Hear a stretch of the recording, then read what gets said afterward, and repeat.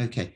So what I said I think we'll do is the first person who speaks, the first time somebody speaks, if they could introduce themselves as they do so, that will probably save us the extra time that we would have to go through introductions formally. And as I'm Councillor Mike Green, the Cabinet Member for Transport and Sustainability at BCP Council, Chairman of the Western Gateway Subnational Transport Board. Going through there, the first item on our agenda is the minutes and actions from the previous meeting. If there are any that people wish to shout out on, if they can just raise their hand and I'll bring them in. But in the meantime, I will very quickly run through them. There have been meetings with positive talks to look at whether we can expand Western Gateway Powerhouse so that it includes Dorset and BCP, so that we have alignment with the Western Gateway subnational transport body as we asked for last time. We've seen the forward plan, and that is now going to be included in all meetings as we go forward. There is a request. There was a request that the parking strategy would return to the board in September, having needed to be revised dramatically when we saw what it was suggesting would be needed for a number of the railway stations, etc. And there is a request that we will get shortly in paper A to delay that to the next board meeting. Westerly Junction Station was to be taken outside the meeting to Councillor Reid. I have signed off a letter thanking Councillor Bridget Wayman for her role as chair for the last couple of years, and we've had a nice email back from her as well. We spoke about whether we should have whether we could have informal member leads, and we have, as members, all received a briefing on different roles that that officers feel that it would be useful to include lead members in. And that is with members for discussion. We'll bring that back if members are happy to the next meeting in December or January. There were some discussions that took place earlier with between myself as the new chairman and officers, which I'd say have been extremely useful, and that has moved on to the fact that AOB items are now to be previously advised, but also that the papers for our meetings are going to be with us 2 weeks earlier. And I'd like to publicly thank officers for making that happen this time round. It was really useful, and I'm sure that members will find it so for future meetings as well. So thank you for that. Are there any other items under the minutes and actions in the previous meeting that any members would like to bring forward? I don't see any, so we'll then move forward to the public participation. We've seen that if there have been any cut through, they tend to be circulated, but we haven't had any public, as I understand, but Sarah, maybe you can confirm, we haven't had any requests for public participation at this meeting? No, that's correct. Thank you very much. So moving then on to item 4, which is the associate member update. So we have asked, in case there are any written updates that are that have come forward, which there aren't this meeting. I know we have Jim Stewart from the group. I believe, Jim, that you're not intending to provide a report for this one, but would certainly welcome you. And as you know, at the next meeting, we'll be talking particularly about freight. So it's something which I'm sure you'll be very involved in next time. Do we have any other associate members here who would like to give any verbal update? Obviously, no. Oh, yes, Daniel, please. Thank you, Chair. Daniel Round from Network Rail. We have provided a written update to the Secretariat that I think has been circulated, but purely not for raising of the meeting, but more for information. So happy to take any questions on that or discuss offline if required, but nothing formal for the meeting itself. Thank you very much, and thank you for getting that, providing that before. Have any members got anything they would like to take up on that one? I've got a couple of thumbs up here at the moment. Yeah. Well, again, thank you, Daniel. I really do appreciate you coming along. We'll be speaking a little bit more in this meeting about our priorities, and I'm sure you'll want to take some stuff away from that and go forward with it as you feel right. But really appreciate thank you, Chair. This as well. Thank you. I can see a hand up from someone who isn't identified. It just says iPhone. Yeah, hi, it's David Glynos here, DFT. Hey, David. Yeah, hi there, Mike. Hi, everyone. Just to follow up, on Network Rail really as well. But I also circulated or the Secretariat circulated an update from DFT ahead of the meeting. Happy again to take any questions. And I think Highways England also circulated an update ahead of the meeting as well. Thank you, David. Yes, that's absolutely the case. But we received them well before the papers. But again, is there anything that anyone would like to bring up at this point? Obviously, David, I think you're going to be around for the whole meeting, so please do chip in to anything that you see. Paper B is going to be particularly relevant as we go forward, I'm sure, and would very much welcome your involvement in this one. And I now know if iPhone sticks a hand up, then it's you. Thank you again. Right. Okay, members, are we happy with that? And we'll just thank those associate members for their updates. Okay, thanks very much. Okay, in that case, we'll move forward now to paper A, and Nuala, you're going to be presenting this. And what I'd ask, please, because we obviously had the last meeting, we were all here for that one, I think. So if we can concentrate on where things have changed since the last meeting, that would be great. And if you're able to share on your screen anything that we should see, including the forward plan, that would be very useful. Thank you. Nuala. Thank you. So I'm Nuala Waters, the Programme Manager for Western Gateway. So just briefly, there's a couple of things for the board today. So what has changed, we request to move the rail parking targets to December's board, which is to allow officers time to progress other higher priority work. We request the board to note and delegate closure of the strategic modelling project to the programme team. That's to allow us time to get some feedback from National Highways and to receive the final technical document from WSP. And also request to note Transport for the East proposal for joint working on making a case for investment on rural mobility. That will be working closely, obviously, with DFT policy lead as well as Transport for the East and our neighbouring peninsula STB. So just run through it very quickly on anything that has changed. So we've had our carbon audit is currently still reporting amber.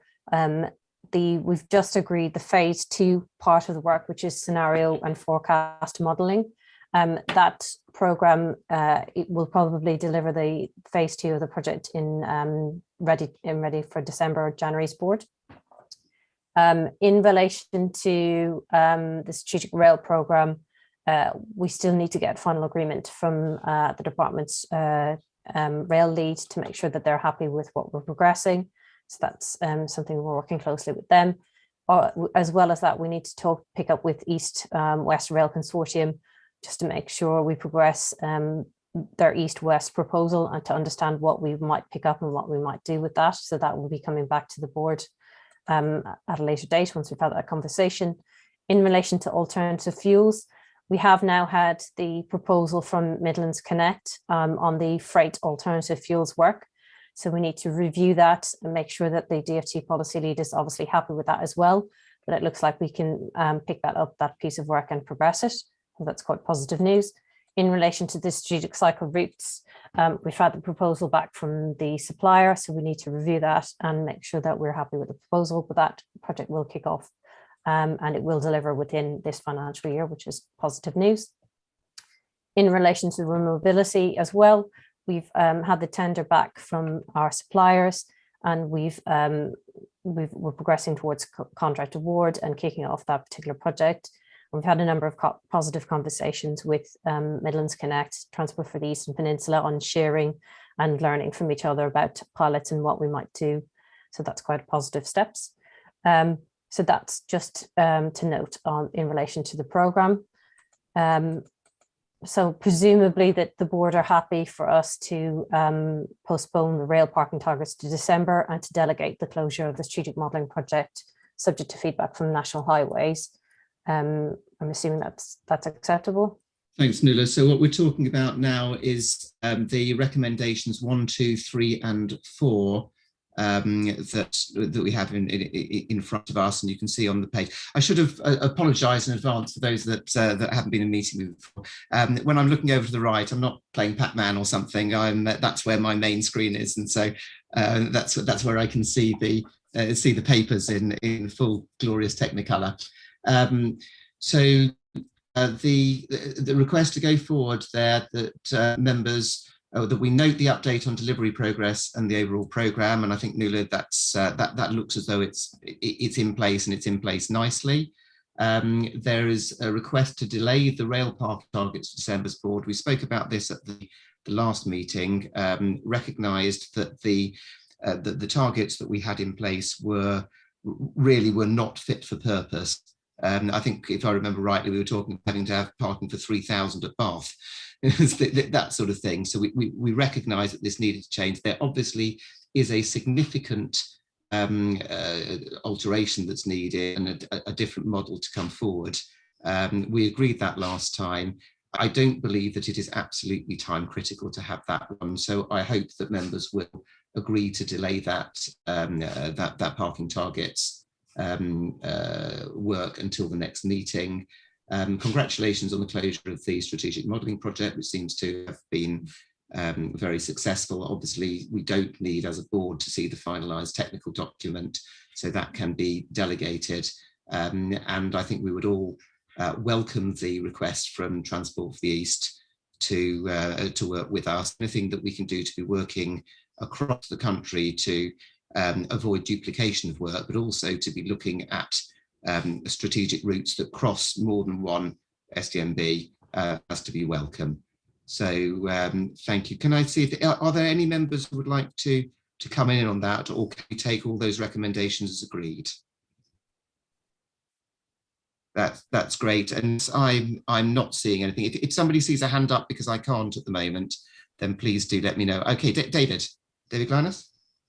Yeah, hi again. Or just to say, in regards to the rural mobility, it's a very welcome development. I think that you're working across STBs on that work. I know the Transport for the East have been doing a lot of work in the field of rural mobility for some time now. So it makes perfect sense for you to join together, join forces, and also bring Peninsula Transport along with you in undertaking this work. Fantastic. Thank you very much. So I think we can say all of those recommendations are agreed, those 1 to 4, and to thank you, Nuala, and other officers for doing so. Councillor McClelland. Yeah, sorry, I'll just jump in there. It's Mark McClelland here, Cabinet Member for Transport and Wiltshire Council. I support the recommendations, Phil. Just a quick question about how the project team is working with the M4 Dorset South Coast study. How does that work in practice in terms of the practicalities of how much interaction there is between the STB and what the study is, how the study is progressing? So to date, we've had a meeting pretty much every month. It's largely been focused on looking at the model, because National Highways are still relatively early in that particular project. But what we've agreed to do is we will essentially share what's going on, feedback, and make sure that we bring anything we need to bring to SOG or the board. I don't know if Ewan Wilson, is on, and if he wants to come into this. Any comment, Ewan? Thanks, Nuala. Hello, Councillor McClelland. My name is Ewan Wilson. I'm one of the technical leads, and I was leading on the strategic modelling project that's just about to close. So far, within the M4 to Dorset Coast study, they've basically completed the scoping stage, and the model that we have just updated is going to be used by National Highways to inform the work carried out within the study. And as Nuala says, we do meet with them regularly. And at the moment, they are undertaking sort of review of the updated model that we're doing. And in terms of sort of scoping out specific interventions, that's something that National Highways would have to comment on. But we are certainly one of the lead sort of partners within the study, and we are in touch with them fairly regularly. Okay. Thanks very much, both. Is that okay, Mark? Yeah, that's great. Thank you. Thank you. So if we then move on to consider those 4 recommendations have been approved, we're now moving on to the forward plan. And before you talk us through this one, Nuala, I have spoken with some of the other members. We feel that it is extremely important that board members take ownership of the forward plan, know what's coming forward, and to be putting aims to it. And therefore, that probably needs a little bit more prominence than it's got being part of this report. So if members are happy, I think we'd like to see this taken as a separate agenda item, maybe immediately after the report. So it'll still be presenting the same stuff, but presented as a separate agenda item, so that we can see that as a recommendation in its own right, if you like. So if that's okay with members, then Nuala, do you want to just take us through the forward plan? Okay, right. So these are the papers that are coming through in September. So we've got a business plan, which James will talk you through as part of paper B. We've already discussed the strategic modelling and request to delegate the closure of that to the programme team. We will have the strategic transport plan, which is coming in for a later paper item. So in relation to December, we should have the freight project coming in with the requesting approval for the Southwest Regional Freight Strategy. That looks to be on target. Strategic cycling, I've put in there as a placeholder until we give the contract award to the consultants. I think it's likely it'll either be December or January. They've advised us that it'll be a 3-month program, so that's fairly comfortable to come in January, as long as we can crack on and award the contract. In relation to the rail, we've already noted that will be coming back in December. The carbon audit, that final deliverable, it may actually slip to January if we agree to have a January board today. In relation to strategic transport corridors, we had programmed that to come in with the final deliverable for that board, but we'll pick that up when we come to the later paper. Then, as we discussed earlier in the pre-board meeting, following the announcement of the spending review and what the funding allocation is for the STB, we will need to bring the business plan back once we understand what funding we have available with a prioritised programme for the board to approve. In relation to our March meeting, which I think we need to agree a date for, we should comfortably have the rural and coach final deliverables ready for the board to approve. The rural programme that the supply chain have advised us certainly brings us well within delivering that by March. So that they're the forward plan decisions for the board. Alternative fuels should be coming in as well, which again, I think the one that I am comfortable with is the freight, because we've had the proposal. What we still have a placeholder for is the non-freight element of the alternative fuels. We had agreed at the last board to delay picking that up until we've had the EV charging strategy, so that there is a risk to bringing that to the March board until we understand what the EV charging strategy says. So that is a risk that we need to maintain. In relation to the forward decision plan, I'm just need to give you visibility of what the senior officer group will be looking at, just to make sure you understand what they're doing. As you can see from the paper, it says month to board, so anything that will be going as a first step to the board, you'll see noted there. Anything that doesn't have month to board is decisions that we're looking for the senior officers to make as a delegation. So in relation to, if I'm not sure if you want me to go through that in any more detail. No, thanks, Nuala. I think it is there for us to note, and obviously we know there is a proper scheme of delegation, and it's quite right that there should be division between the strategic stuff that we're looking at as a board and the more operational part of it that is clearly down to the senior officer group and the technical officer groups to look at. So Subject to the fact that some of the September stuff, obviously we can be discussing today, and there may be some alterations to that. I think we should be happy to approve. Happy to note that that forward decision plan. One point that I would like just to bring up on the December meeting, could you syndicate, is Councillor Steve Pearce on the group today? David Glannis? Is that David who's... Yeah, hi guys, yeah, just shall I, it's not related to what you were just saying there, Mike, but can I just say that in regards to the January and the placeholder for the business plan, obviously that's completely dependent on us being in a position to actually confirm your funding by that January point. Obviously the comprehensive spend review reports next month, but it takes some time then for I guess the smaller budget lines to filter its way through to, the money to filter through down to that sort of level.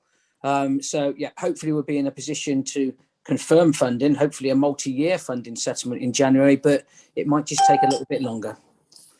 Thank you. That's great. Thanks, David. And that is why we have a piece of AOB to delay till January in the hope that will allow the CSR results to have been finalised and for us to be able to move forward. So that'll come up with it. I'm going to be asking members at the end of this meeting to defer the December meeting until January, in the hope, and we'll see how that goes. Thank you. The next item that I wanted to bring up, and thanks Don for letting us know. I understand that Steve Pearce isn't here today, but one of the things we said at the last meeting, we spoke about just earlier, is the potential to have some members leading on this from the board side and working with the officers. There is one item in December, which is the approval of the freight strategy. I think that is a really significant one, and I would like to see some member involvement prior to the papers coming out in doing so. Steve has indicated to me that he has a particular interest in freight, and obviously we can't speak for him at this meeting, but could I please request that officers contact him as soon as possible after this meeting so that he's brought up to date, and that he has a political input effectively into that on behalf of the board, and he can obviously speak to myself and Councillor Gray as vice chairman if he has any queries are coming up, but so that we all know that we're absolutely pushing forward in the same direction on that. Okay, thank you. So then to move on to the budget part of it, Nuala, and again, if you can just concentrate on anyone, if you can just concentrate on anything that has changed since the last one, please, and then we'll note the financial update. Okay, so in relation to any particular changes, we've had the rural mobility tender back, so we will, it's well within budget, so we should be able to hopefully award that shortly, as is the cycle project. Again, that's come in within budget.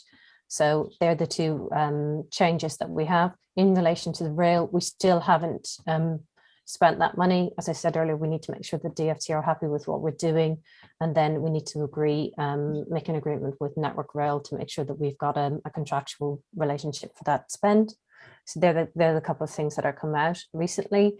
Also in relation to alternative fuels, as noted above, we've had the Midlands Connect proposal back, so we need to review that and agree spend of that finances. That again is within budget. So that's the only really particular things to note. We are showing a slight underspend in relation to the STP phase 1, but we need to pick up that in a later paper. So nothing in particular to note. We're still solvent as an STB and progressing nicely, and I'm pretty sure that we can spend the majority of the money within this financial year. I'm sure that won't be difficult, but and I'm sure it will be spent very, very wisely. So thank you very much. And if members are happy, then we'll get that financial update. Thanks very much, Nuala. So moving on to the next item, which I think is James White, and it's to provide the board with some scenarios for the business plan that we're going to take through from 22-23 to 24-25, and obviously it has relevance to the points that were just made by David Glynas from DFT regarding the comprehensive spending review, the settlement that we are going to get for it, hopefully a multi-year one. So James, can I hand over to you then, please? Thank you, Chair. Yes, I'm James White. I'm one of the technical leads for the Western Gateway STB, and yeah, I'm going to talk about 3 potential scenarios for going forward with the business plan. Next slide, please, Nuala. I think just to start off with, I think it would be useful, I think, just to bear in mind three key issues around the whole business plan. The first of these is what future role does the STB want to have? We've been doing the strategic transport plan. We've got studies underway or about to be commissioned. But do we want to keep just doing studies, or is there now the opportunity for the STB to turn more towards facilitating the outputs and the recommendations that are coming out of that study work? Is there a role for the STB to play in helping the individual authorities to produce business cases, prepare funding bids, take forward pilot schemes, and provide technical assistance? Or should it focus more just on a limited amount of new study work? This is an opportunity in many respects for the STB to act as a catalyst for helping to develop schemes and help to deliver them, and in particular by supporting the individual authorities in taking those schemes forward. And this is moving more towards the Midlands Connect type model, where they are helping their individual authorities. So in one sense, this is a role potentially moving from being a funding receiver to being a provider of funding to help deliver schemes on the ground. Now, the second point here really is that depending on which of the 3 business plan scenarios that are put forward, which one of those 3 really should be the focus for the STB, and the role which the STB wants to take will determine really which of those scenarios it wants to take forward. And then the third point is really about, given the level of funding might be limited, what should be the priorities within the programme for each of those 3 options? Or if not to prioritise, should the STB spread its resources thinly to cover as many topic areas as possible? Next slide, please, Nuala. In terms of the 3 scenarios put forward, the first one is to continue existing funding with a very focused spend. I'll come on to each of these in a bit more detail in a moment. The second scenario would see a ramping up of the investment and moving more towards that facilitating delivery role. And then the third scenario is very much about ramping up that investment even more and doing a lot more to help facilitate delivery. In terms of a timeline, at the moment we're at the scenario stage. This is what this report is all about. The preferred scenario to be put to the Department for Transport, and David's already mentioned about the comprehensive spending review. Hopefully we might get a funding letter back by December. Clearly David has flagged up that it may take a while for the likely budget allocation to come out of the CSR process, but we would aim to then bring back to this board to the January meeting a revised programme for going forward. Now, if I just take you through each of the 3 scenarios in turn. Next slide, please, Nuala. With the scenario 1, this is very much just continuing with existing levels of funding. The annual budget would remain the same, so that's an annual contribution from the Department for Transport of 425,000, and then the 180,000 from the 9 constituent authorities, £20,000 each. The focus under option 1 would be continuing to work on decarbonisation, particularly on the alternative fuel side and the freight work that's coming that will be done this year with Midlands Connect, and picking up on electric vehicle charging. We're expecting the Department for Transport's EV charging strategy later on this year. Continuing partnership working on the strategic rail corridors, working with Network Rail, and also anticipating what's going to be coming out of the new Great British Railway setup and the potential for new local partnerships there, and completing the strategic transport plan. In terms of other aspects of work, we would carry on with the Secretariat and the Rail Officer Group. We would continue to engage with the various infrastructure operators and respond to proposals. So that would be proposals coming out from Network Rail, Department for Transport and National Highways. And then with freight, depending on what comes out of the freight strategy, starting to take forward some of the recommendations from that. One of those recommendations is likely to be setting up and running a freight steering group. That will almost certainly be jointly with the Peninsula. The freight study is a joint study with the Peninsula, so we'll be looking to getting that up and running as quickly as possible. But that is a fairly focused and limited number of areas of work within scenario 1, and that's entirely based on the existing budget.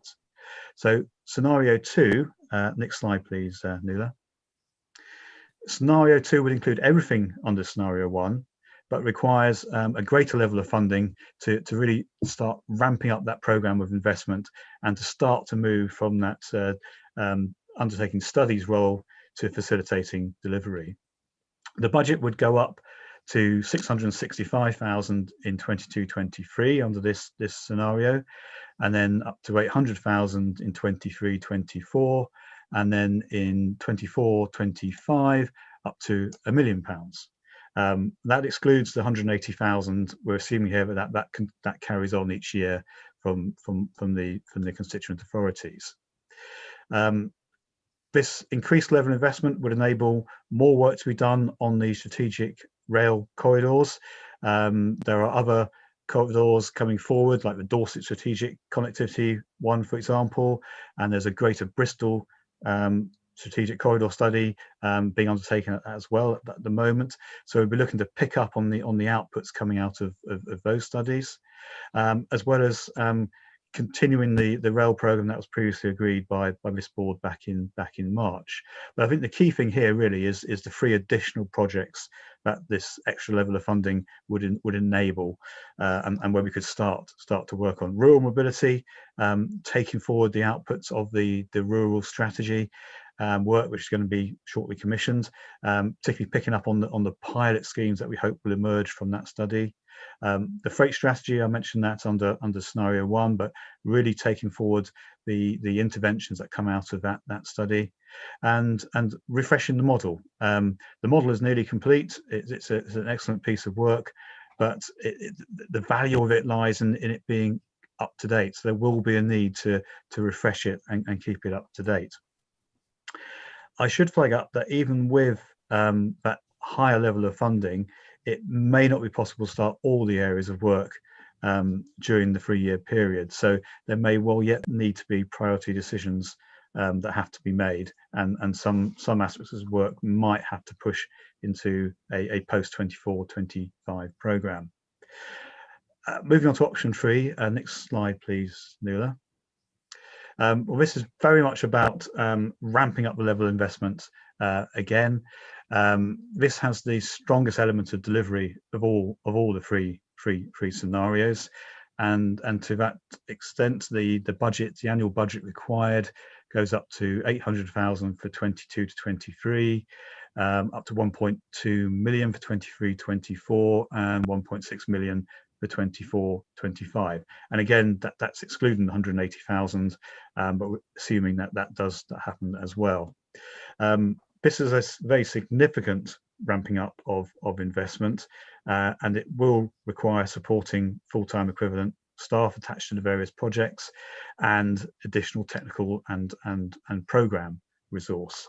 But essentially this is options 1, scenarios 1 and 2, plus a huge extra amount of funding. And this is where I think with scenario 3, the STB starts to really develop and move into that facilitating delivery type role. Again, I should flag up that it may not be possible to start all the areas of work during the 3-year programme, so there may yet need to be priority decisions that have to be made. And I should also flag up there will need to be an element of flexibility here. Things are going to change nationally and regionally and locally, so priorities may well have to change anyway as a result of those. Next slide, please, Nuala. Just to summarise all of that, here we have scenarios 1, 2, and 3 with the budget figures for each year, and setting out under each scenario what the areas of work, the key areas of work would be. So in total, when you look at, say, scenario 2, it would be up to £2.4 million over 3 years, and scenario 3 up to £3.6 million a year. Even with that level of extra funding, there will be some areas of work which we're doing at the moment, which it will be challenging to take forward under each of these 3 scenarios. And if we move on to the next slide, please, Nuala. This includes these areas. Strategic cycling, we're doing about to commission the cycling study at the moment. Data Hub is an idea to bring together all of our various data streams, to have a one-stop shop, as it were, for data, so we can go to, all the STB members can go to that to find out the relevant traffic data or rail passenger data or freight data. International connectivity and maritime, there's likely to be recommendations coming out of the freight strategy on that. Coach strategy is a piece of work we're looking at doing at the moment, particularly around supporting the leisure industry and providing facilities for coaches. And then an additional rail strategy work around modal integration, travel plans, and providing a guidance framework. These are all areas where under each of those 3 scenarios, it's going to be challenging to find the funding to take these forward. So I just really want to raise that there are certain areas that we might have to take a longer term perspective on, but again, recognizing that there is going to be a need for flexibility and change, and some things may need to move up the agenda, and other things may need to move down. Next slide, please, Nuala. So that's where we are in terms of the 3 scenarios. There's a whole series of recommendations here, which are really about asking the board which scenario do you want to take forward. What's the role of the STB? If the STB wants to be more of a facilitator of delivery and to help the individual authorities to deliver, then which of the various funding scenarios should the STB be going forward with? And then going down the list of recommendations, it's about delegating negotiation with the Department for Transport, having decided which programme, which scenario the STB wants to go forward, to submit that to the Department for Transport for negotiations and delegate that discussion and negotiations to senior officers and the programme team. And also that last one, just to note that yes, depending on what comes out of the comprehensive spending review, depending on what the level of funding the STB receives, there will be a need to come back to this board in January with the final business plan for taking forward what we want to do, what the STB wants to do over the next 3 years. So I hope that made sense. It is about level of ambition and where the STB wants to go forward, and does the STB want to be more active in what it does, and to help change things and help to deliver on the ground. Chair, happy to take any questions on that. Thanks very much, James. Yeah, it's very comprehensive, very much appreciated. I think those first 2 questions that you have right at the top are very much interlinked. which is the what do we want the STB to be doing, and to agree with the DFT that the STB should be doing, and what are the and which sort of scenario do we want to be looking at. I'm not sure I really use the word ramping up as much. It's because it's really a case of what money do we need to be able to do the job that we're afterwards. Investment is certainly the right word, but I think what we're coming to, and I think is a really important point, is that it's all very well having as many strategies as you can, but unless you're actually delivering something, it's not really getting you very far. And this is where there is the potential, I think, for the STB to work properly on this, in going to our constituent authorities and working out with them how we can provide considerably better results and better value for money by the STB assisting with the with preparing business cases, with preparing bids, etc., and taking a real strategic view of it. Because fundamentally, if we're going to DFT and say, please give us a load more money, which is what scenarios 2 or 3 are doing, the question, I can see David's got his hand up now, but the question I would be asking if I was DFT is, okay, yeah, interested in that.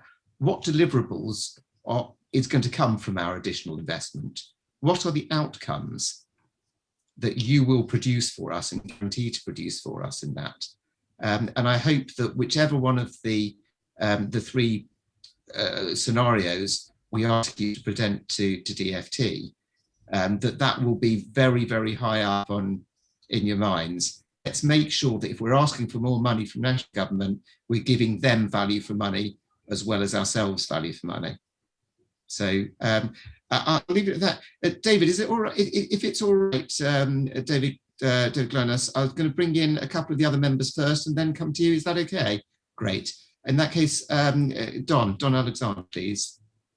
Thank you, Chair. Don Alexander, Cabinet Member for Transport in Bristol. I'm also a ward councillor for Avonmouth, which has half of a port in it. The other half is over in North Somerset. And the option of having maritime included, which is the 3rd scenario, to me is very, very important, because it is just very much, it can't be decoupled from the rest of the transport actually in the area. So that and other reasons make the 3rd scenario attractive to me. Thank you.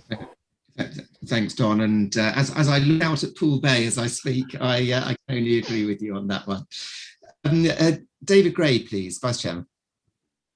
Yeah, Mike, I echo a lot of the stuff that you have said. I do think that with all the financial pressures that there are in central government, that there is also a new embracing of the strategic. And if the STB is to have really deliver for our residents, we need to embrace that new, if you like, momentum, and that we should be pushing hard for the investments, in quotes, to be made, and that we should be going to the DFT with a very confident, I think, scenario 3 list of requests, and we should be ambitious about what we want to do for our region, which I think also speaks to the whole levelling up agenda, in that levelling up is, if it really is to have any meaning, needs to be a nationwide. It's not restricted to the one part of the country, which is the north. It also addresses the historic lack of investment in appropriate infrastructure in our region, and the importance of transport as a facilitator of moving the country forward. And, you know, so I think now is a time to be, even despite all of the budget constraints, now is a time to be ambitious and go forward with an emphasis on what we want, but with that backed by, as you mentioned, delivery, and the other word that was outcomes. It has to be, it's not planning to do more planning, but planning and carrying out studies and etc. to actually deliver, because that's what we need here. We need the delivery, all of the rail, the infrastructure, the port infrastructure, etc. If we are to meet our obligations, I think we really need to be moving quickly to delivery mode. Thanks very much, Dave. I think the absolute key to take away that you picked on there is that if we are going to deliver as far as economic growth and to do so in a sustainable way, then transport is such an intrinsic part of that, that what we will have difficulty if we misalign our ambitions, because I know that all of the authorities here have very strong ambitions for economic activity. And I think that there's a recognition that there has been a lack of strategic thinking in the past. It has been allowed to be, and the whole point of STBs is that they should be taking that more strategic view, because what we've had in the past, which is a lack of strategic view, has resulted in a suboptimal outcomes, and housing in the wrong places, housing not supported by infrastructure, economies that our economy is weighed down, if you like, or impeded by the lack of a sensible investment in transport as a key facilitator of both sustaining the economy, but also of sustainability. Going to that point about if we're going to meet our ambitions around maintaining economic growth, continuing to grow economically so that our citizens can enjoy a higher standard of living, it has to be done in a way that is sustainable, and having a well-planned transport system is absolutely essential to that.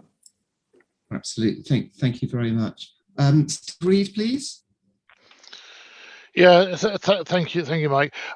Councillor Steve Reid, Cabinet Member for Regeneration, Environment and Strategic Infrastructure, South Gloucestershire Council. First point, further up the coast on, of course, you've got Sevenside Industrial Estate. A lot of the raw materials come in via the ports, so the ports are very important to that process. But I also support scenario 3. We do need to take the strategic view to the economy. We mustn't forget that the majority of South Gloucester, of course, is a rural community. Therefore, rural mobility is actually vitally important. We need to put in place the mechanisms whereby our residents can get out of their cars, get onto the bus network, rail network, whatever is appropriate, to get to the places of employment wherever they may be. Lastly, I'd like to hear voiced the commitment from Western Gateway to work committed to work with WECA, and I'd like to hear WECA voice that they are committed to work with Western Gateway. That there are a lot of overlaps between the areas. I know it's only part of the strategic area, but there needs to be a voice commitment. Thank you, Mike. Thanks, Steve. I mean, obviously, WECA being part of Western Gateway itself, as well as being the combined authority, I think automatically aligns us, but absolutely, again, if we are going forward to DFT saying effectively trust us with your money, then they need to know that we are aligned, we are strategic, and that we will deliver. So that's the task that we need to put together, and rural mobility is a very important part of that, which if we go with scenario 1, we just don't feel that we're going to be able to tackle properly. And I am hoping that the work that we're doing with Midlands Connect, work we're doing with Peninsula, and work we're doing with the Department of the East with Transport East, will help us to be able to do that in that strategic manner. The other Don, please. Don Davis. I'm I'm Don Davis, leader of North Somerset Council. Also got the portfolio for strategic transport. In terms of, I'm on the other side of the river from Don Alexander. My parish actually contains the whole of the Royal Portbury Dock. So I absolutely support the ambition that we should go for scenario 3 around, and indeed Stephen, about connectivity and how we get this off the ground and the strategic nature. Neither side of the dock is served by electrified rail, despite a promise years and years and years ago that all major ports would have electric trains running to and from them. The local and strategic transport network on either side of the river is very, very poor. And if we are going to deliver what we're looking for in a sustainable way and provide economic growth, these are the things that are stopping us. And we need to express that ambition very strongly to central government. And I'm sure the very parochial comments I've made, everybody on this call could echo exactly the same sort of problems they've got, which is holding back this country from being where it could be. So thanks for the paper. Wholly support being ambitious as we possibly can. Thank you. That's Don, and I think that really shows actually where you go, where there is the proper link between the parochial and the strategic, and that's why we have the constituent bodies getting together, bringing their individual interest into this, being able to put it all together into a knitted strategic route forward for the region. Mark McClelland, please. Yeah, I think Wiltshire Council, we support being as ambitious as possible with this. So definitely would be option 3 for us. I think if you look through option 2, there'll be, there's a few things in there that we really want to see as absolutely essential in option 1, particularly rural mobility. So yeah, be as ambitious as possible. Thank you very much. I think where we're coming to, I mean, obviously there is a lot of hope that we can move towards a scenario 3, and I think it is important to bring up that as well as being a relatively prosperous region, we still feel, and I think everyone nationally feels, that there is economic potential for us here, and to ensure that we're part of the same movement that's taking place elsewhere in the country. But we do need the investment to be able to do so. When we compare how underinvested we are, for example, compared with the Midlands, with the North, and with the East, politically, of course, there are reasons for putting additional money into there. But from a pure rational point of view of where the potential is for economic and housing growth in a sustainable manner, I hope that the Western Gateway region will be seen as as having that potential, which it clearly does. So sorry, I've kept you back until after all the members spoken, David, and I promise we haven't set each other up for that, but it does sound as though we're moving the same way. But David Glynis, if you'd like to come in. Thank you very much. Yeah, so I think it'd be helpful for all on the call just to give you some, I guess, information, some context on the spending review, and potentially how you use this, this business plan proposal moving forward. So you may know a lot of this anyway, but it's worth reiterating. So spending review, that's going to be delivered to us in the end of October. As officials within the department, within government, I think we're all expecting it to be a very tight, it's a very tight fiscal environment at present, and that will surprise nobody. So in regards to the quantum of funding for STBs moving forward, we don't expect it to increase. So the budget line we've got at the moment, and I can share this, it's £18.4 million per annum for STBs. So we don't expect that quantum to increase moving forward. Whether it decreases, well, we just don't know. We can't answer that question. It just depends on the result of the comprehensive spending review, the settlement which the department gets, and then the decisions which, no doubt, the difficult decisions which ministers at DFT will have to make on what available monies go where. So that will all play out following the outcome, the conclusion of the spending review in October. And that's why it will take some time probably, because at the spending review in October, we're very unlikely to get a confirmation of what funding will be available to STBs, because the £18.4 million is simply not a big enough budget line to come out in the spending review. That will be wrapped up, no doubt, in an overall funding settlement to DFT, which then DFT Finance, and working with ministers, will have to determine what is allocated where. So that's why it will take so long to, sort of come to a position on what the budget line is for STBs. And then, of course, following that, once we do know that, there's going to have to be some process to look at each of the proposals put forward by the 7 STBs and what the allocations will be moving forward. Now, hopefully, the good news, is that we will get an allocation and we'll get a multi-year funding settlement, which we haven't been in that position for a few years now. So that will give, hopefully, even if it's not at the levels that people wish for, it will give that certainty over, hopefully, a 3-year period. So that's what we're looking forward to. I think it's worth reminding people at the meeting today, and you'll probably already know this, that ministers have been quite clear about the role that they want STBs to play. So that's very much focused on setting a transport strategy for their region, which Western Gateway are making good progress on doing, and providing advice on prioritisation of schemes to ministers. So, that you obviously have done the work on major road network and large local major network. So that prioritisation across your region is also very important to ministers.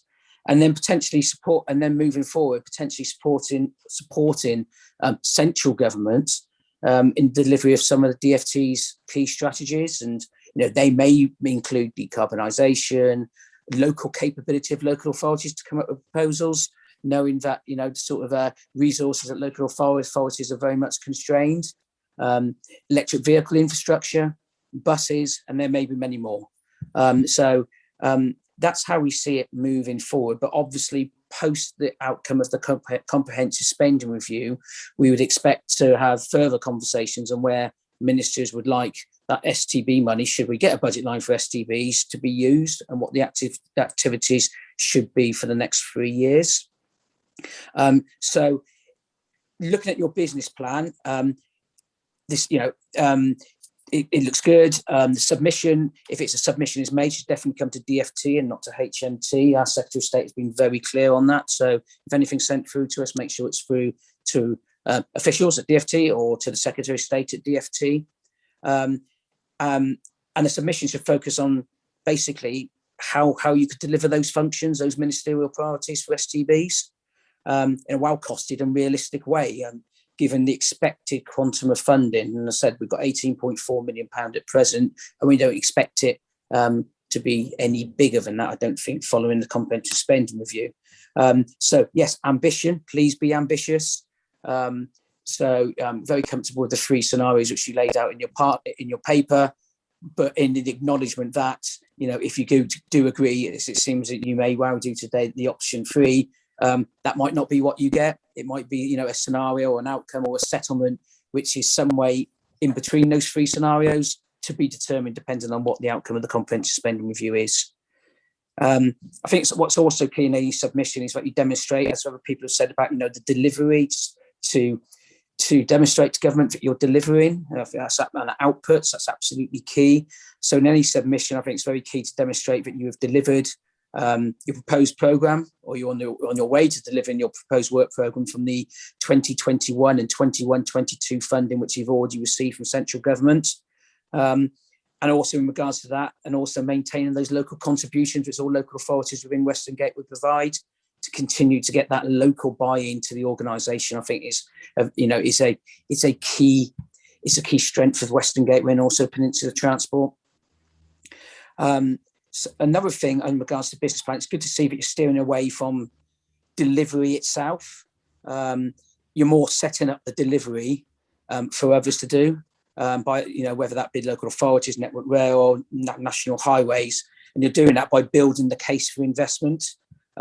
That's very much the space we believe ministers want STBs to be in. I've spoken already about the board in January, proposed to bring this back to the board in January. It may be January, it may not be January. We just don't know how long it's going to take to filter through.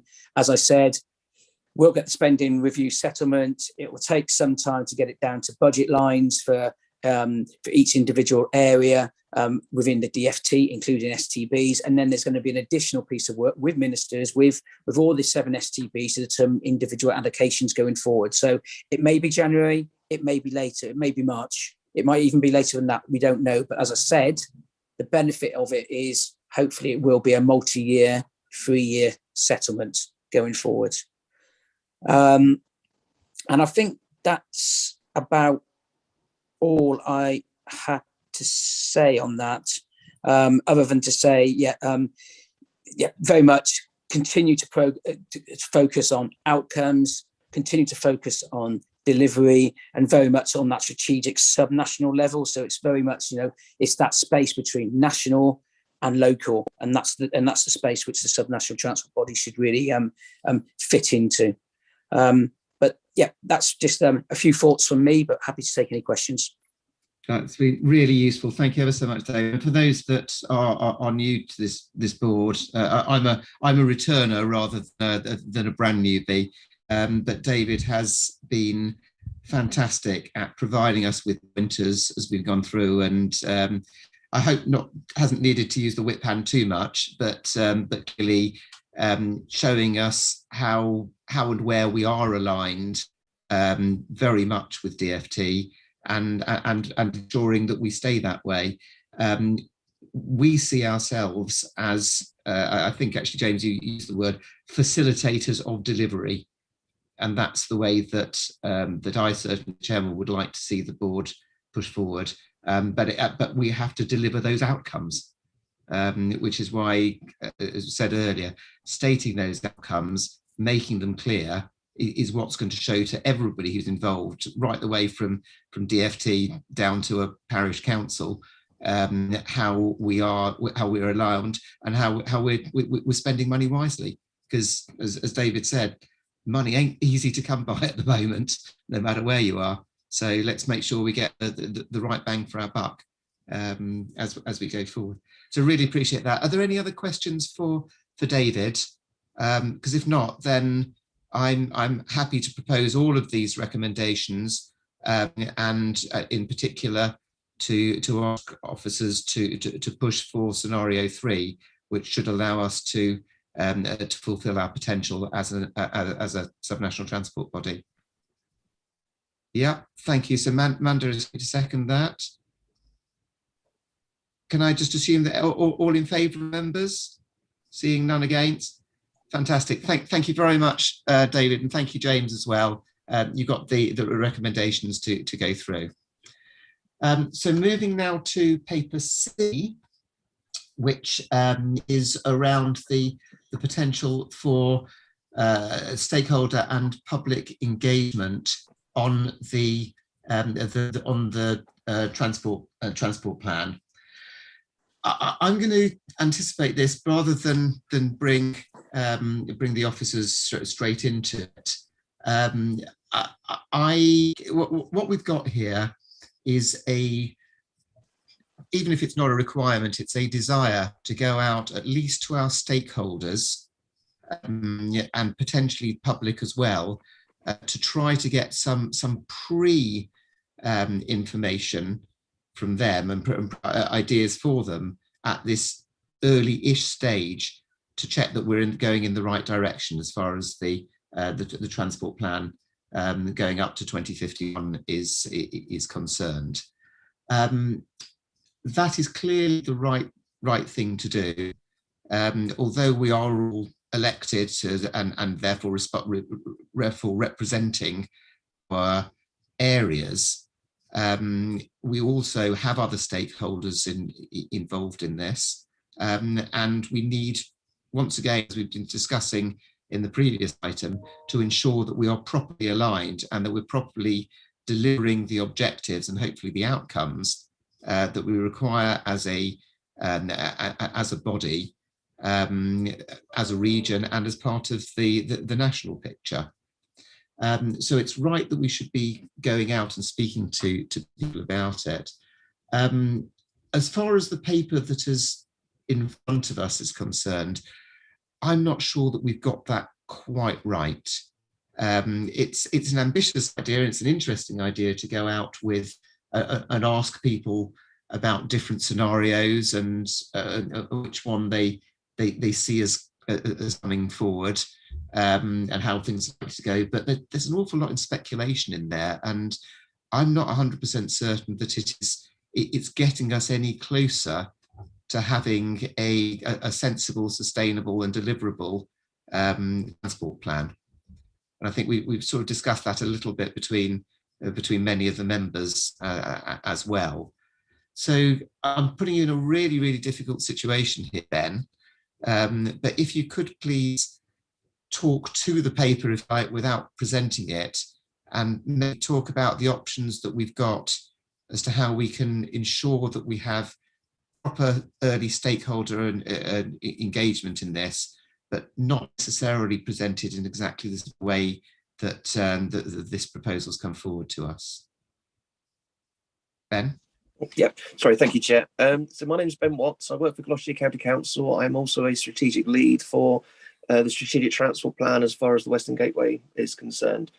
I'm more than aware of the concerns that members have made regarding this approach, and we have had a few comments back from stakeholders as well, where they are concerned with the scenarios being presented. I think there are them, particularly in relation to the climate change one. And I think it was deemed as a bit more of kind of an alarmist approach to representing an unrealistic possible future scenario. So I think what the challenge now is for us to listen and take on board the comments that members have made. We need to take time to reflect on what the proposed strategy would be moving forward. But with just some kind of early kind of thoughts about how we may do that, we have established our strategic corridor groups and we have our business and transport forum. So we've been engaging key stakeholders now on our strategic transport plan for about 8 months. I believe the first meeting for the corridor groups was in January. We do have a session planned for October. The original intention was to talk through the proposed public engagement, but we could now kind of change tack there and not present that in terms of scenarios, but we could kind of talk through the different issues about what people really would like to see in a preferred strategy. The intention always was to test public opinion about the scenarios now, then take these 5 scenarios, which are deliberately contrasting. The idea with them was just kind of assess public's opinion, public's views. It would then inform the officer recommendations, which we would then come back to the board with regarding which scenarios we would then test within our new strategic transport model. So a suggestion possibly would be, instead of going out and seeking that initial views, we speak to our stakeholders, and instead of looking at 5 scenarios or 3 scenarios, we then move forward with one preferred scenario, which is then consistent with the objectives that are within our short-term and our approved strategic transport plan. We could then move forward on that basis of testing that within the transport model. Perhaps then that might give us a little bit more flexibility to amend that within the model. So if we recognise that perhaps our initial thoughts where we don't achieve our objectives in the way we had, we then might have a little bit more time then to play about with that. We can provide technical outputs for the senior officers and board members and then tweak it before we get to the final preferred strategy. I would need to speak to the consultants that we're working with on that and the programme team just to understand what the implications would be in terms of delivering the transport plan. The original intention was always to come back effectively to this meeting in a year's time to seek approval from the board to go out on a formal public consultation before finalising the plan and seeking approval in March 2023. I believe that still may be possible, but I think if I can just reserve that and come back to that as a future meeting, and just to confirm that, if that would be possible. I'm unsure if that sounds like an appropriate way forward, Chair, or I'm very happy to take any questions regarding the process, how you would like to move forward. Thank you. I think it is really important that we do still stick to our timetable as far as getting there in a year's time with a preferred option for the transport plan. Again, we've just been speaking all the way through how we're going to ensure that we deliver effectively, and part of that is delivering on time. So I think that is absolutely essential. If it means that we delay the this initial engagement section a little while, I think that's something that I would be comfortable with, and I think I'd be comfortable with potentially limiting it to stakeholders rather than at this stage going out to all the public. I'm slightly, I just can't get my mind completely around why we need to be looking at scenarios to do so. I mean, we know that that each of these scenarios and everything in between them are all possibility, and there's a sort of bell chart as to a distribution graph as to how likely these are. But it's not surely at this point about saying, well, which scenario do you think is more likely? It's about trying to come up with a strategy that says it is possible that we might get something like that happening. Are we still robust enough in our transport plan if we do so? But more than asking people around scenarios, I think it might be fair to say, look, we know some of these scenarios, if we need to use scenarios at all, this is where we think is the most likely scenario, but we've got to think about these happening as well. We need to try to make sure that we're robust enough to if not to deal with all of the scenarios, then to be able to say it's not going to be the worst situation under all of those scenarios. When it comes to the climate change one, I do think we need to be absolutely upfront. We have agreed at a board that we are in a climate emergency. I think all of our individual authorities have done so. And when we go through and we see in the next paper about what our carbon aims are, they're pretty much aligned. So I don't think we should hide that away in any way at all. But it's just this whole idea of going out with scenarios rather than going out with possible strategies that I think is where I'm uncomfortable. And I'm particularly uncomfortable with putting something, as I think in its raw form this does, which pretty much says to the stakeholders coming back, this is how we want you to answer this. You know, it almost gives me an impression, if I were to get that, it'll give me the impression that they've decided what they're going to do, and now they're trying to find some justification to do so, and that just doesn't sit comfortably with me.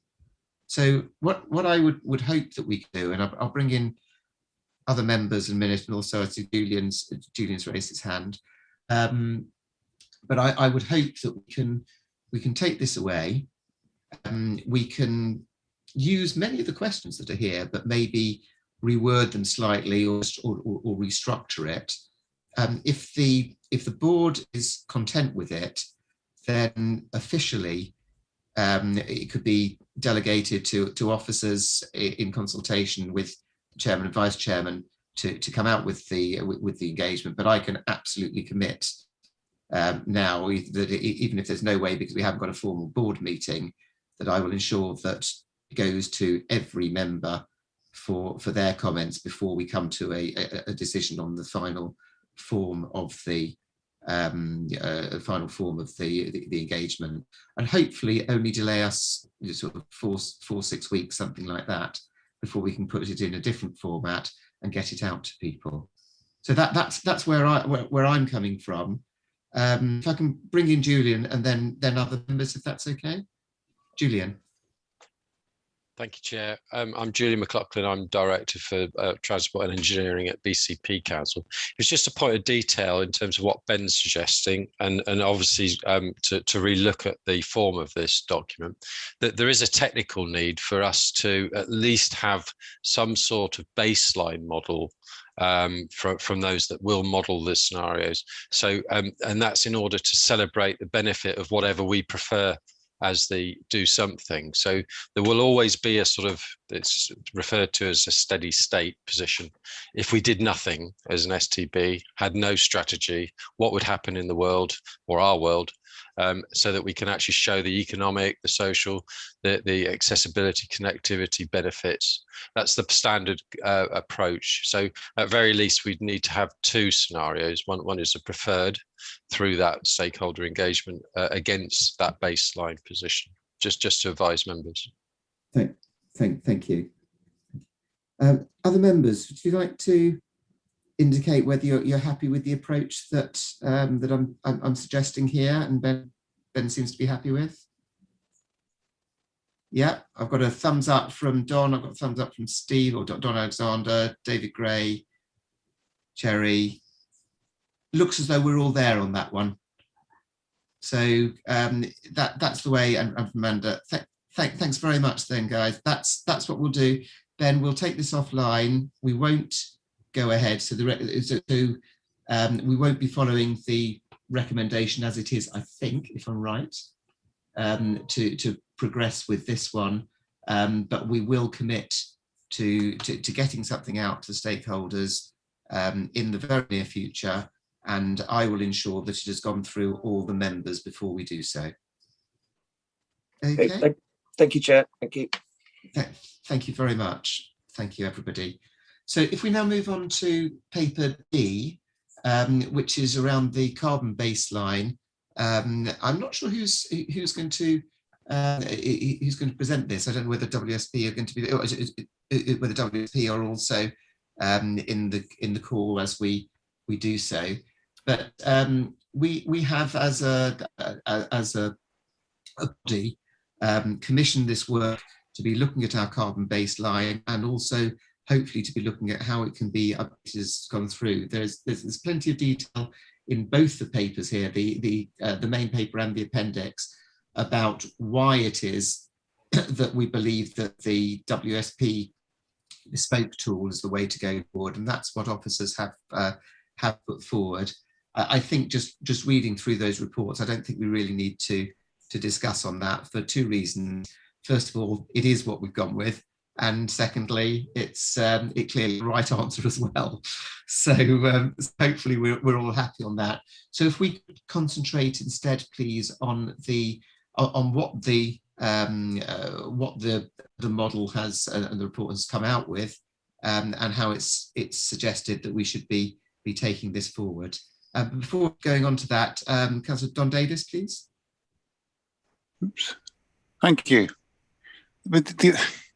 Yes, it's a good document and it's a good baseline to have. I have a query on it in terms of what we're actually measuring, because it doesn't take into account, as far as I can see, and I'm waiting for guidance here, the carbon cost of making a lot of this stuff. So for example, this is a very trite, not well thought through example, but I'll give you this. The switch to electric cars, it seems to be positive, but how are we generating the electricity therefore? How are we making the cars? And how are we then disposing of them? Because in many ways, an argument could be had if you start looking at baselines along those lines, is that running the existing fleet we've got into the ground would be a far lower impact on the net carbon than all switching to electric cars and having a lot of scrapped fossil fuels. Now, people may disagree with that because there are other implications around air quality and the like, and I do understand that. But I just want to make sure that we don't take ourselves down a line of argument that isn't comprehensive. Thanks, Don. When officers come to present this one, if it's possible to talk about sort of scope 1, scope 2, scope 3 emissions in doing so. The other thing, Don, I don't know whether it's of help, and I mean, it's not quite as strategic, but maybe it's the sort of thing that this, some of the fringe benefits of having a subnational transport body.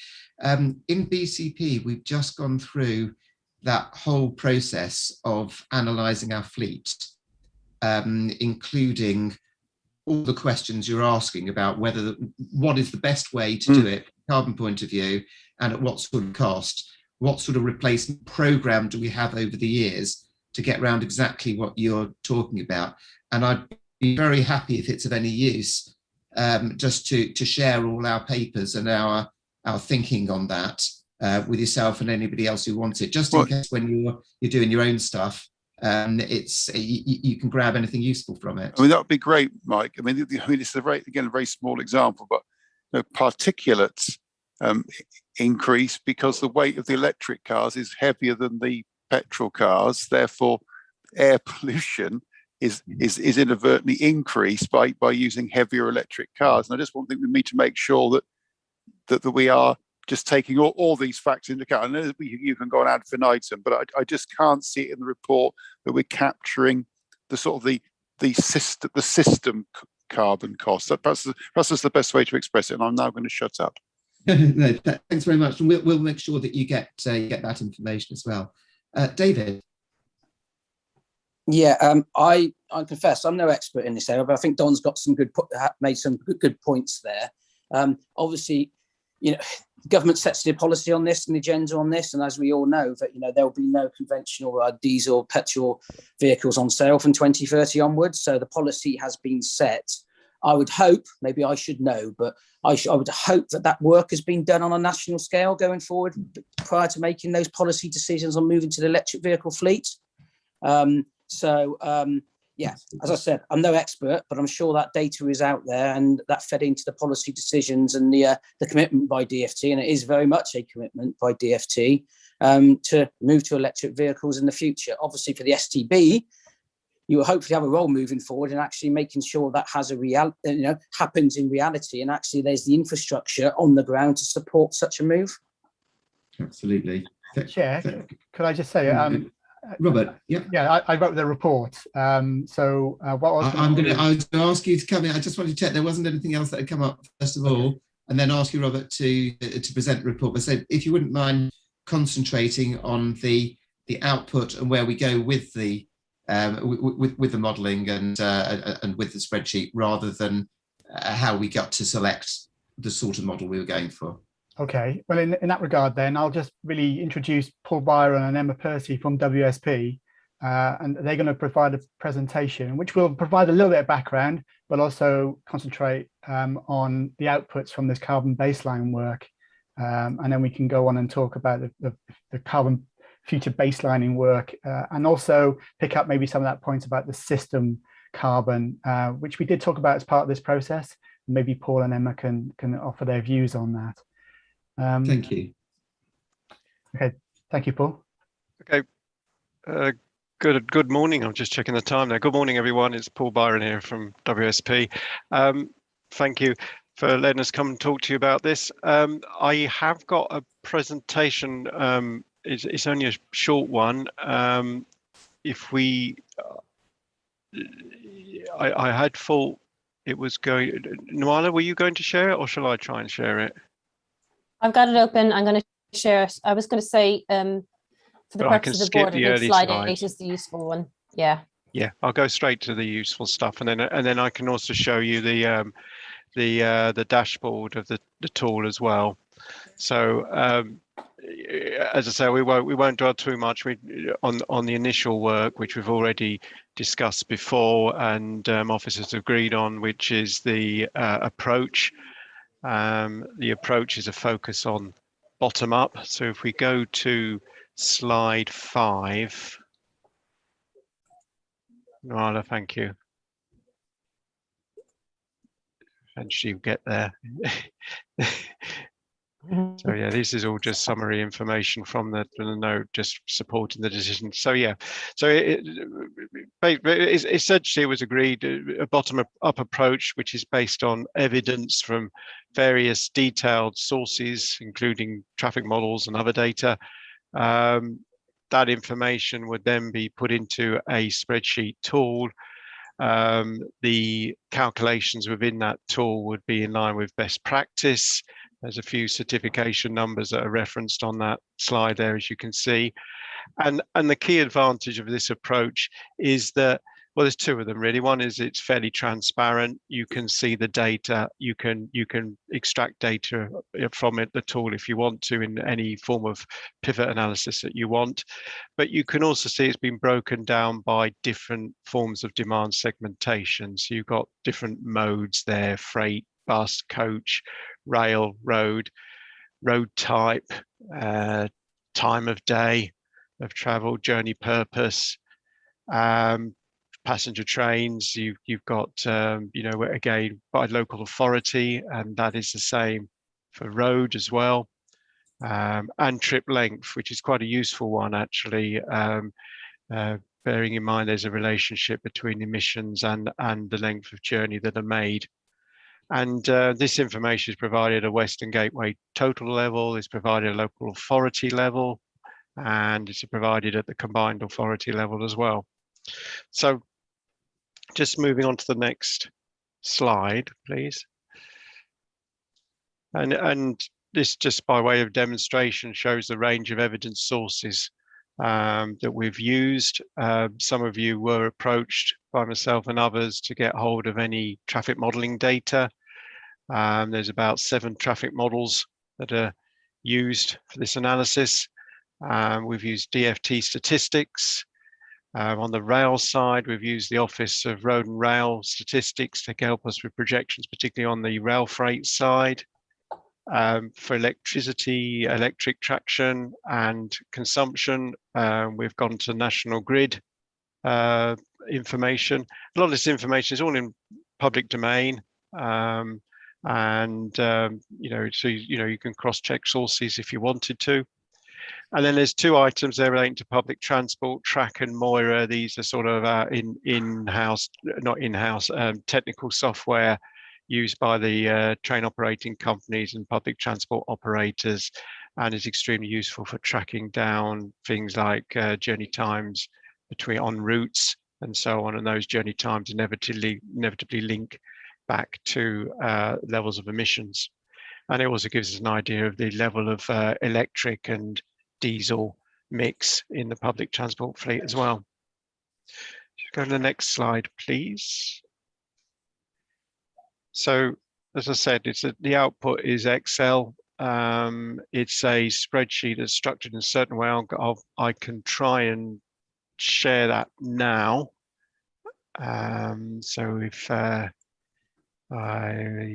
click on that and then go to this. Right, can you see the screen? Can everybody see a screen or not?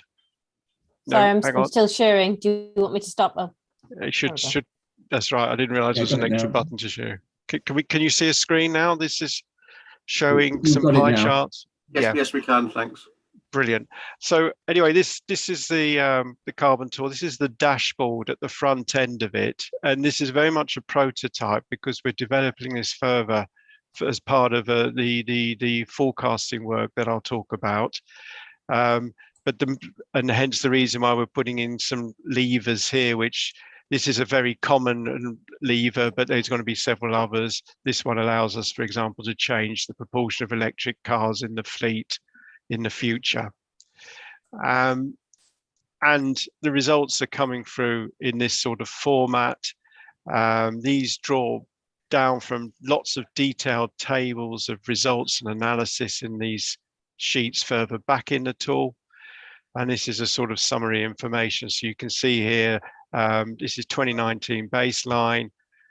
We've got emissions breakdown by geography, and I stress this by geography. You know, this includes through traffic emissions, for example, by local authority, not just the emissions that originate from that local authority.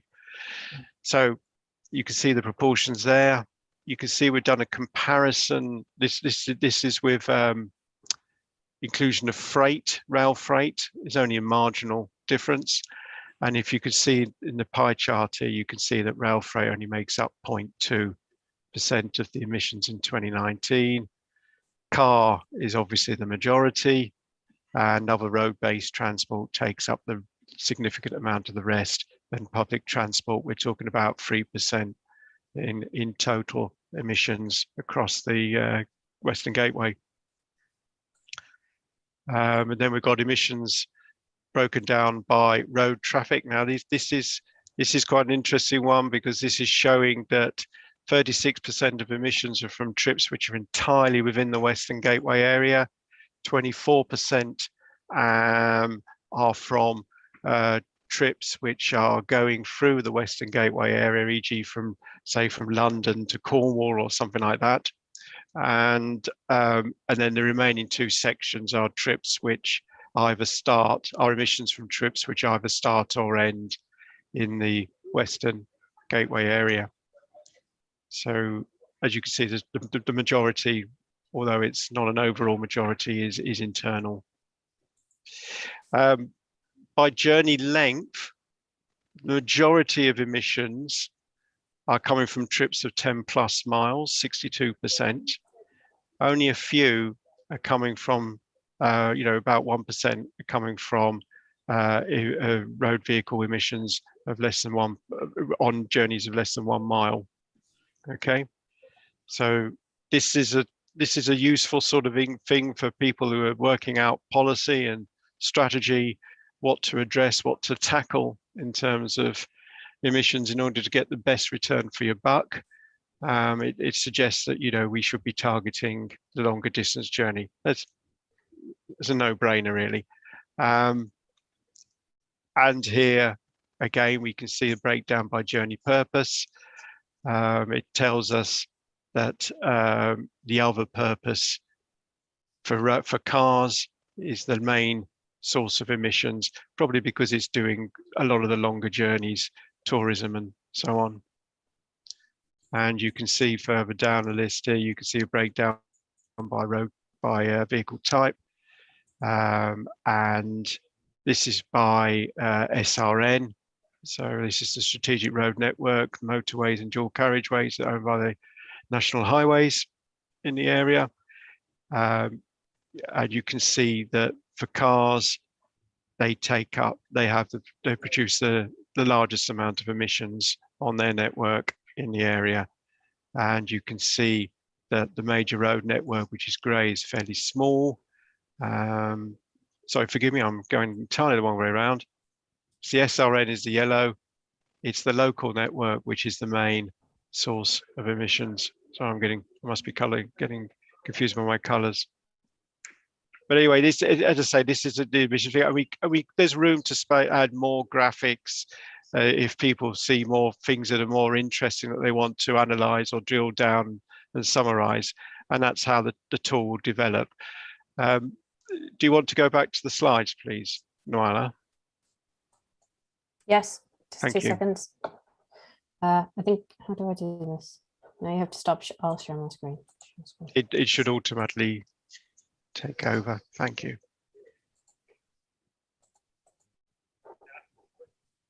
So I just took some of the graphics here and I just summarized them in this sheet here, and just compared it with the overall population of the Western Gateway, which is just around about 3 million.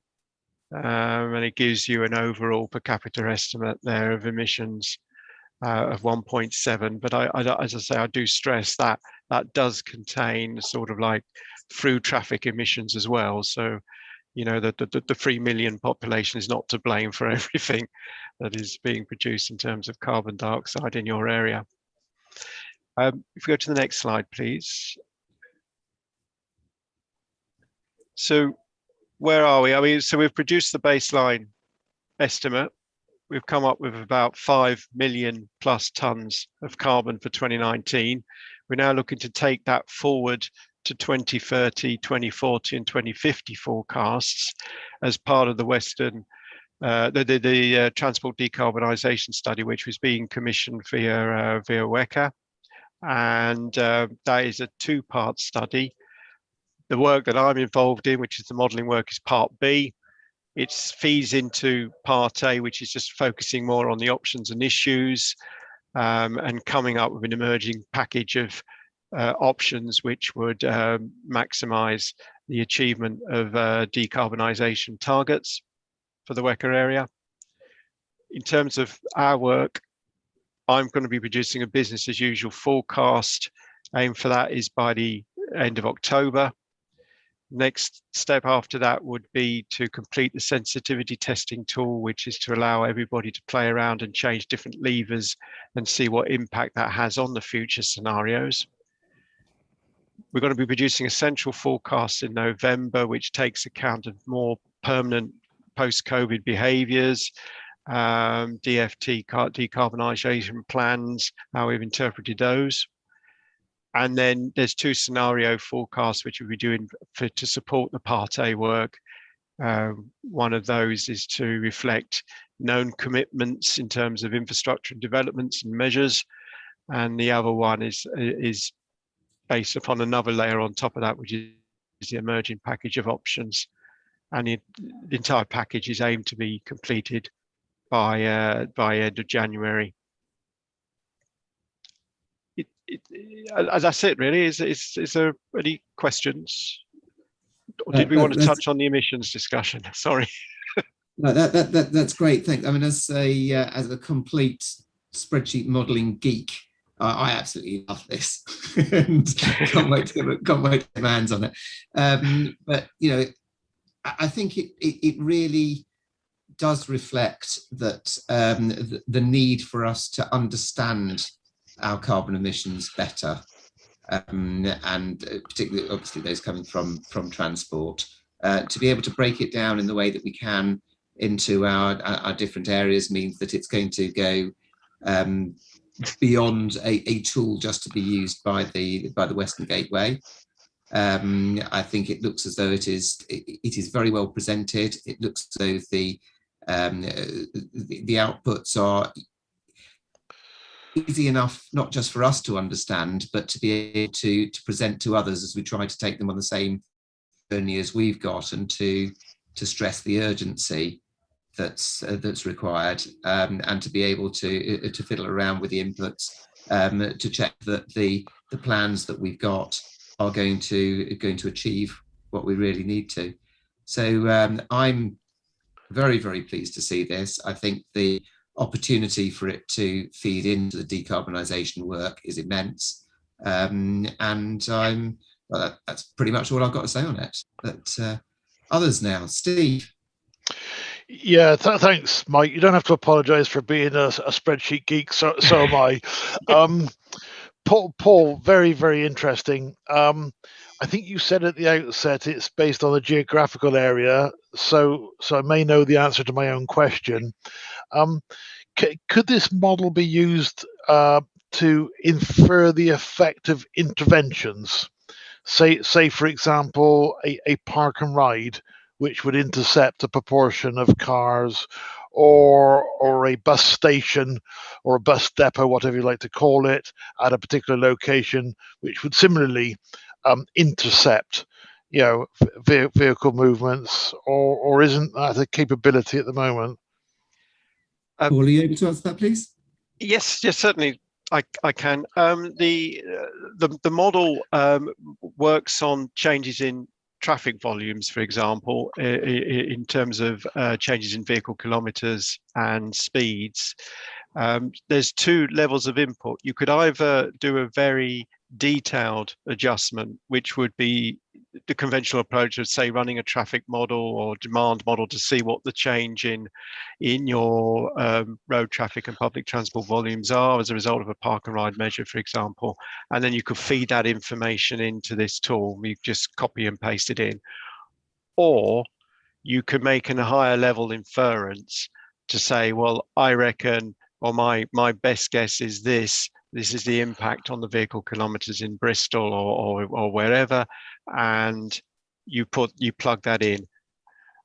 And then there's another level, which is to say, well, I haven't got a clue, so I'm just going to shift the levers that we're planning to put into this model and say, let's assume for Bristol, there's going to be a 10% reduction in vehicle kilometers as a result of some measure.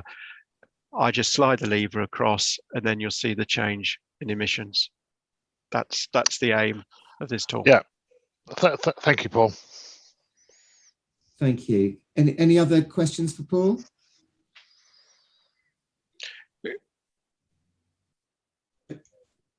Okay, in that case, we'll just say thank you very much. The recommendation we're being asked to approve, just to note this one. Nuala is asking when we can have the Excel sheet, and I'll leave you to take that outside and get it to us as soon as possible. Once you're content. It'd be a very, very early Christmas present. It is for people like me and Steve. In that case, thank you very much to Robert as well, and Paul and Emma for all the work that's gone on that, and we look forward to it feeding in properly into our decarbonisation work. So that then takes us just on to the any other business, and the only piece that I have received in advance is the request for us to change the next meeting. Instead of being a December meeting, it would become a January, I think it's January the 17th, isn't it, is being proposed. The hope is, David G, that means we're going to have the funding in place. That's the main reason for delaying it. From what you're saying, we might not quite get there, but I think it is reasonable to hope it, and therefore to push that meeting back to January, if that is okay with all the members of the board. Again, not seeing anybody against. Great. Some thumbs up coming, so that worked for me. Brilliant. So that's what we'll do. And if there is no other urgent other business, Julian, you have an urgent piece of other business which should have been notified in advance? It hasn't been notified in advance, but I didn't know until this morning. I just wanted to take the opportunity, Mike, to on behalf of SOG, and to ask members their views. David Carter has left WECA and has been a key officer in the work of the STB thus far. And I just wanted to thank him personally, but also to raise that position with the members. Absolutely, and I'm sure we would be very pleased if you would pass on our thanks as well, as the board. Yeah, again, I can see nods and such like. I can do that, Chair. That's fine. Thanks very much, Julie. Thank you very much. So if there are no other bits, Councillor Don Alexander is asking just to ensure that all of us have all the future dates in our diaries, please. So if those obviously keep getting put in every month, every 3 months or so. So if we could please get those around to everyone with the minutes, as say Neela, that will be great. We will speak further about members who'll be able to lead in assistance, and we know that we're going to be speaking with Steve Pearce about the strategy in advance, and more on that next time. So with that, and even a few minutes early, can I thank everyone very much indeed for all you come in. I think it's been really useful, and we will see you next time. Thanks again, everyone. Bye. Yeah. Thank you all. Bye, everyone. Thank you.